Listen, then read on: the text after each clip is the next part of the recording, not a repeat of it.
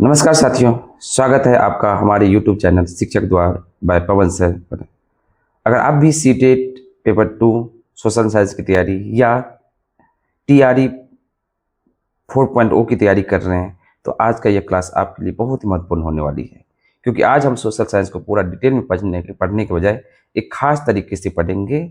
वो तरीका है कैप्सूल मेथड। इसका मतलब है कम समय में ज़्यादा महत्वपूर्ण कॉन्सेप्ट, NCERT के महत्वपूर्ण फैक्ट और सीटेट और शिक्षक एग्जाम में पूछे जाने वाले संभावित प्रश्न जो आपको क्लास में या सोशल साइंस की तैयारी करने में बहुत ही महत्वपूर्ण होगी। आज की क्लास में हम सोशल साइंस के मुख्य रूप से 3 बड़े हिस्से में समझेंगे। जैसे कि आपका सीटेट का सिलेबस देखेंगे तो 3 हिस्से इसमें दी गई है। पहला है हिस्ट्री, दूसरा है ज्योग्राफी और तीसरा है पॉलिटिकल साइंस या सिविक्स। सबसे महत्वपूर्ण बात, मैं आपको सिर्फ यहाँ आंसर नहीं बताऊँगा। मैं ये नहीं बताऊँगा जो आपका इसका आंसर ये होगा, क्वेश्चन ये है इसका आंसर ये है। मैं आपको यह बताऊँगा कि अगर एग्ज़ाम में आंसर याद ना आए तो क्वेश्चन को एलिमिनेट करके सही आंसर तक कैसे पहुँचना है। तो अगर आप सीटेट की तैयारी कर रहे हैं या कोई भी शिक्षक बिहार टीचर की तैयारी कर रहे हैं या कहीं की भी टीचर की तैयारी कर रहे हैं तो वीडियो अंत तक ज़रूर देखें। और चलिए शुरू करते हैं आज अपना पहला कैप्सूल, हिस्ट्री कैप्सूल से। तो कैप्सूल 1 अगर हिस्ट्री देखा जाए, साथियों हिस्ट्री में सीटेट की तैयारी करते समय सबसे बड़ी गलती क्या होती है, हम पूरी हिस्ट्री कहानी की तरफ पढ़ने लगते हैं। लेकिन सीटेट में आपको हर छोटी घटना याद रखना ज़रूरी नहीं है। आपको चाहिए कीवर्ड, उस टॉपिक से रिलेटेड कोई कीवर्ड, टाइमलाइन, पर्सन, प्लेस और इवेंट। 5 चीज़ें याद रखनी, कीवर्ड, टाइमलाइन, पर्सन, प्लेस और इवेंट। यानी इतिहास को 4-5 छोटे हिस्सों में तोड़कर पढ़ना है, ब्रेक करके पढ़ना है टॉपिक को। सबसे पहले कुछ ऐसे शब्द देखें। पहला जो जिसके कीवर्ड की बात करते हैं हम, हिस्टोरिकल कीवर्ड। सबसे पहले कुछ ऐसे शब्द देखें जिसे NCERT पढ़ते समय आपको बिल्कुल इग्नोर नहीं करना है। जैसे आप NCERT पढ़ेंगे तो लाइन में आएगा। जैसे कोई एग्जाम्पल हम लेते हैं, शब्द आगे जात। जात में मुगल मनसबदारी व्यवस्था में जात मनसबदार की व्यक्तिगत रैंक या स्थिति को दर्शाता था। तो ये आपको हाईलाइट कर लेना है, ये आपके हो गए कीवर्ड।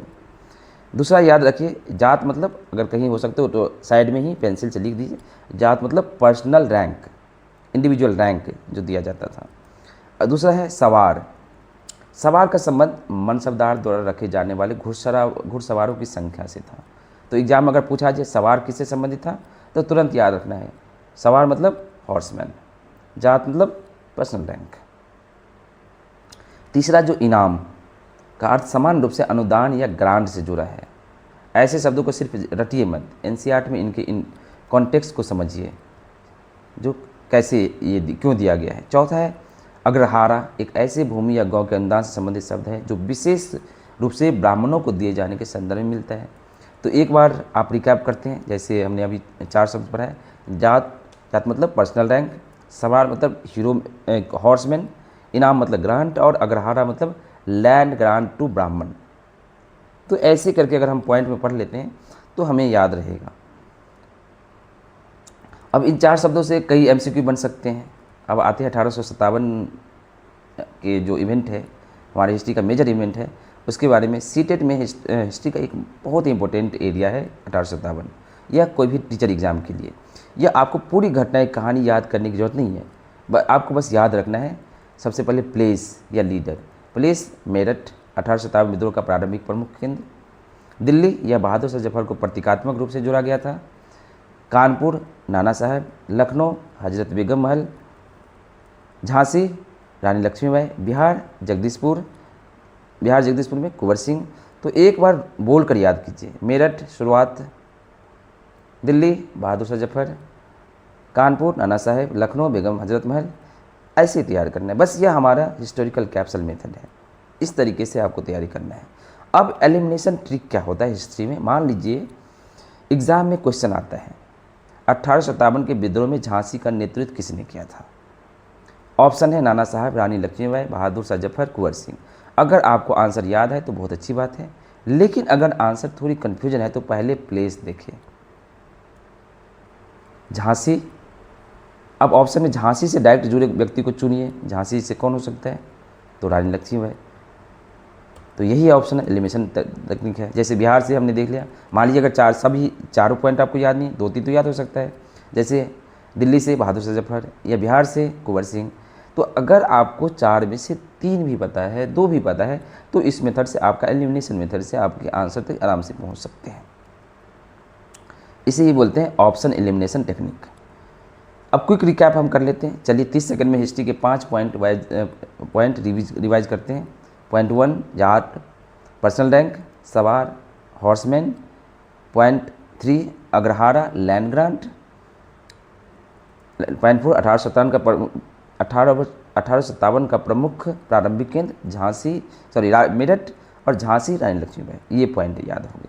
अगर ये 5 पॉइंट याद है तो हिस्ट्री का ऑप्शन का पहला हिस्सा आपको बहुत मजबूत हो जाएगा। दूसरी बात करेंगे हम ज्योग्राफी की। अब ज्योग्राफी कैसे पढ़ना है, तो बात करते हैं ज्योग्राफी पे। ज्योग्राफी को पढ़ने का सबसे सटीक तरीका, अच्छा तरीका है concept plus diagram plus map. फिर से मैं रिपीट कर रहा हूँ, concept plus diagram plus map. Geography को केवल पढ़ना नहीं है, इसमें आपको इमेजिन करना है। सबसे पहले सोलर सिस्टम, अगर मान लीजिए कोई टॉपिक लिया है सोलर सिस्टम, तो सूर्य हमारे सोलर सिस्टम का केंद्र में है। सोलर सिस्टम का केंद्र है सूर्य। अब प्लैनेट का ऑर्डर याद रखना बहुत ज़रूरी है। जो प्लैनेट है हमारे, जैसे बुध, पृथ्वी, शुक्र, मंगल, बृहस्पति, शनि, अरुण, वरुण, या इसको एक बार अगर इंग्लिश में बोले तो मरकरी, वीनस, अर्थ, मार्स, जुपिटर, सैटर्न, यूरेनस और नेपट्यून। ठीक है, तो इस तरीके से आपको ये थोड़ा एक बार याद करना है। और सबसे important, earth is third planet from the earth, ये भी याद रखना है। इससे डायरेक्ट MCQ बनता है और यहाँ से हर साल आपको 1 या 2 MCQ बनने मिलेगा आपको। इस तरीके से अगर मान लीजिए कोई टॉपिक एटमॉस्फेयर हम पढ़ते हैं, तो ज्योग्राफी का सबसे इम्पोर्टेंट टॉपिक है एटमॉस्फेयर। एटमॉस्फेयर के लेयर हमें समझना है, जो इनकी लेयर में कन्फ्यूजन होता है समटाइम्स, जो कौन सा ऊपर है कौन सा, सीक्वेंस याद रखना। ऊपर से नीचे या नीचे से ऊपर कन्फ्यूज हो जाते हैं लोग कई बार। तो अर्थ के सरफेस से ऊपर की ओर, यानी नीचे से नीचे की ओर 5 लेयर्स है, सबको पता है आप लोगों को। ट्रोपोस्फीयर, स्ट्रेटोस्फीयर, मेसोस्फीयर, थर्मोस्फीयर और एक्सोस्फीयर। याद रखने का TSME, ऐसे हम शॉर्ट बना सकते हैं। Thermosphere T, stratosphere S, mesosphere M, thermosphere T और फिर एक्सोस्फीयर TSMTE। अब इनके इम्पोर्टेंट फीचर्स हैं, जैसे ट्रोपोस्फीयर में थोड़ा हमें ये ऐसे मतलब मैं एग्जाम्पल दे रहा हूँ कैसे आपको तैयारी करनी है। अब जैसे हर चीज़ याद नहीं रखना, कई बार होता है बहुत सारी चीज़ें होती हैं, लेकिन हमारे काम की चीज़ें फैक्चुअल टू द पॉइंट हमें लिखना है। तो जैसे ट्रोपोस्फीयर में सबसे इम्पोर्टेंट चीज़ है, ये पृथ्वी सबसे निचली परत है। जितना भी वेदर रिलेटेड फिनोमेना होता है ये यहीं पे होता है, जैसे बारिश हो गए, स्टॉर्म्स हो गए, आंधी तूफान आ गए, जो भी है, जितना भी वेदर रिलेटेड फिनोमेना है ये आपको ट्रोपोस्फीयर में देखने को मिलेगा। तो हम ऐसे लिखेंगे वेदर ट्रोपोस्फीयर। अब वेदर से रिलेटेड जैसे कई बार कुछ आगे आंधी तूफान बारिश, ये कहाँ पे होता है? ट्रोपोस्फीयर में। अगला है स्ट्रेटोस्फीयर, यहाँ ओजोन लेयर से संबंधित महत्वपूर्ण जानकारी मिलती है। तो ऐसे लिख लेंगे ओजोन स्ट्रेटोस्फीयर। ओजोन लेयर कहाँ पे है? स्ट्रेटोस्फीयर। और एक चीज़ और, यहाँ पे ये क्लाउड फ्री होता है, यहाँ पे कोई वेदर फिनोमिना नहीं होता है, तो इसीलिए बेस्ट फ्लाइंग जोन, एरोप्लेन के लिए बेस्ट फ्लाइंग जोन होता है स्ट्रेटोस्फीयर। अगला है मेसोस्फीयर, इस लेयर में कई मेट्रॉइड जलते हैं, उल्कापिंड जो आता है मेट्रॉइड, वो मेसोस्फीयर में जल जाता है। तो ऐसे हम लिख लेंगे मेट्रॉइस मेसोस्फीयर, मेट्रॉइस इक्वल टू मेसोस्फीयर। अगला थर्मोस्फीयर, यह बहुत ऊंचाई पर स्थित है, लेयर है और टेम्परेचर बिहेवियर से जुड़ी महत्वपूर्ण विशेषताएं रखती है। यह एटमॉस्फेयर की सबसे बाहरी और अत्यंत विरल लेयर है, एक्सोस्फीयर। तो ऐसे करके हम इसको याद रख सकते हैं। इस तरीके से एक और मैं टॉपिक डिस्कस करूँगा, ज्योग्राफी इंपॉर्टेंट है इसीलिए, ओशियन करेंट की। जो ओशियन करेंट होती है, अब ओशियन करेंट का मतलब क्या है? समुद्र के जल के बड़े पैमाने पर होने वाली गति,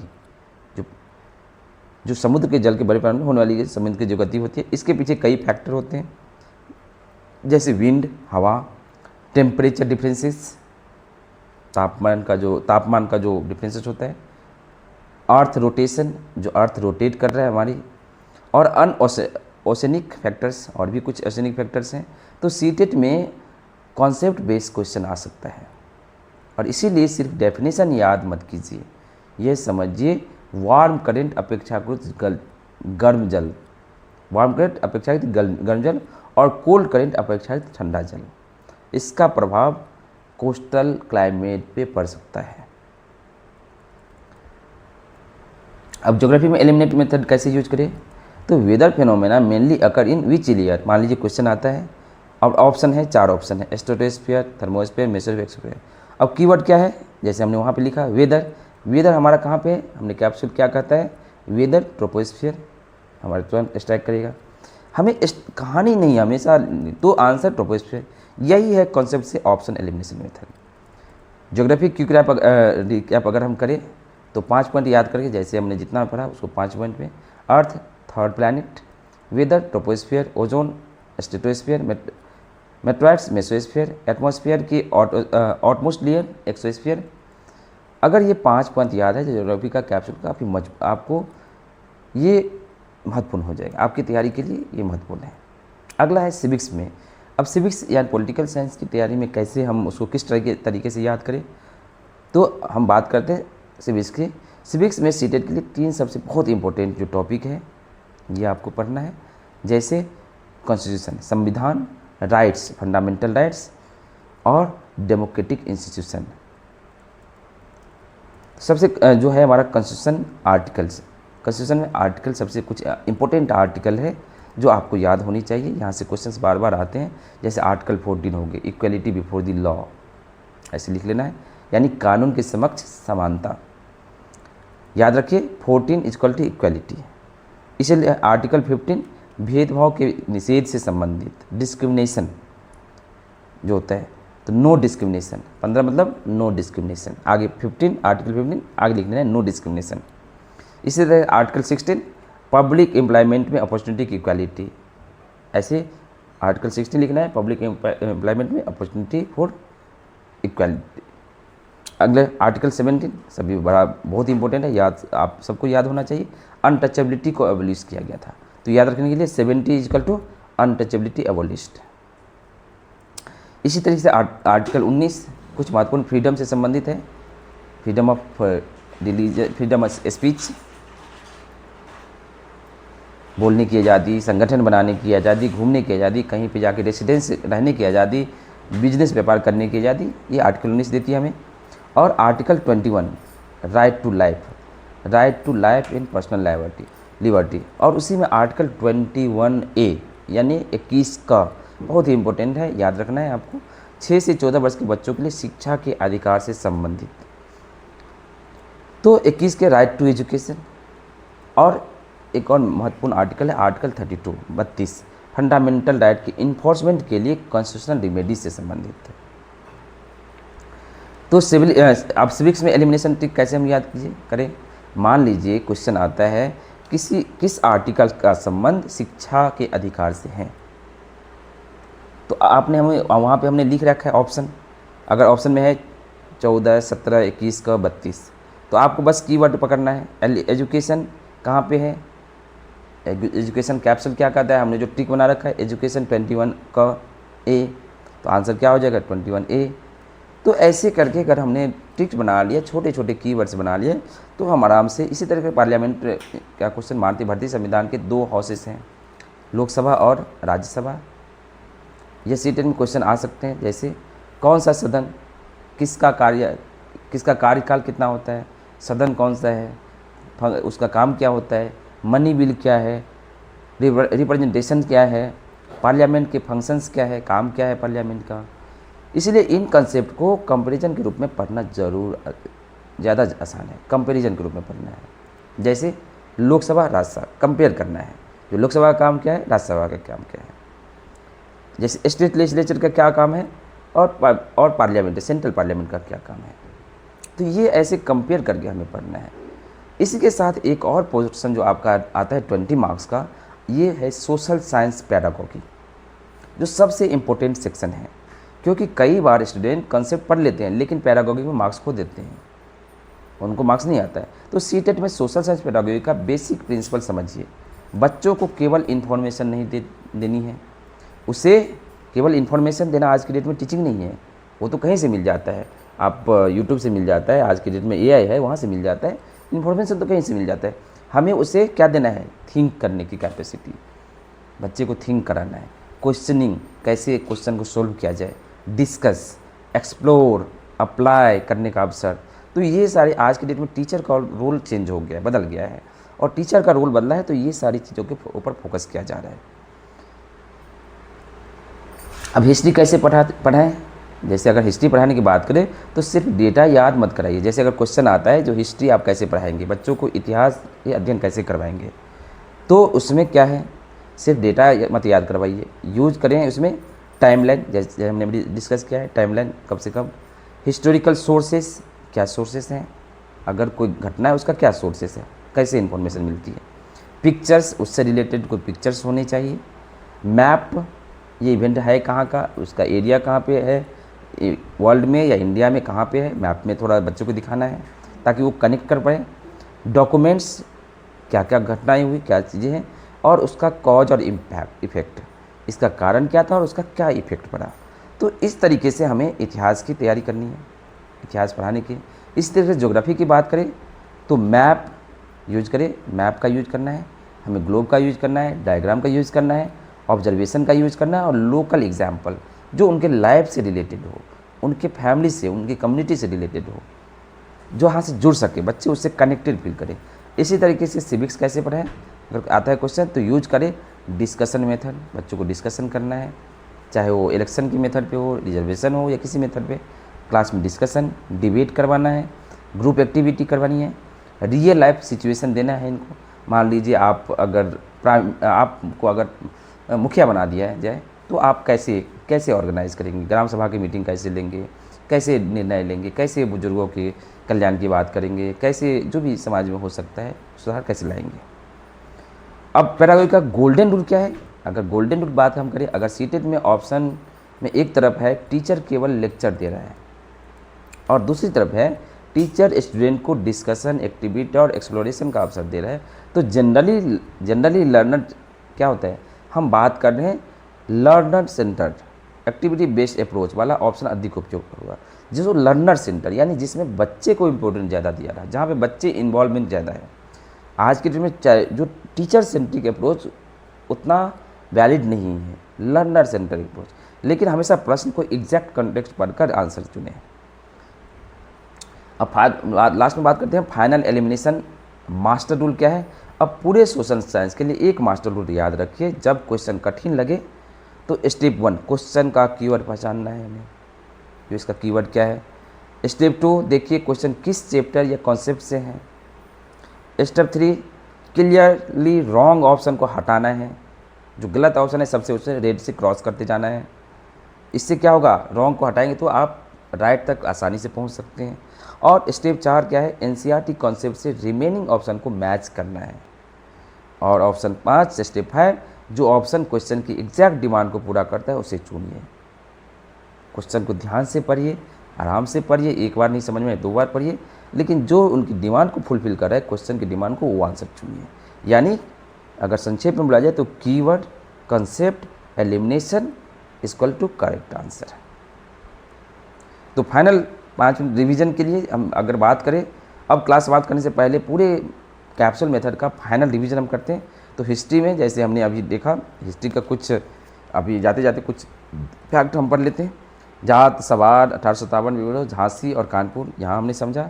कानपुर में साथ में ज्योग्राफी में हमने earth, third planet, weather, topography, ozone, stratosphere, meteoroids, mesosphere और आउटर लेयर एक्सोस्फीयर।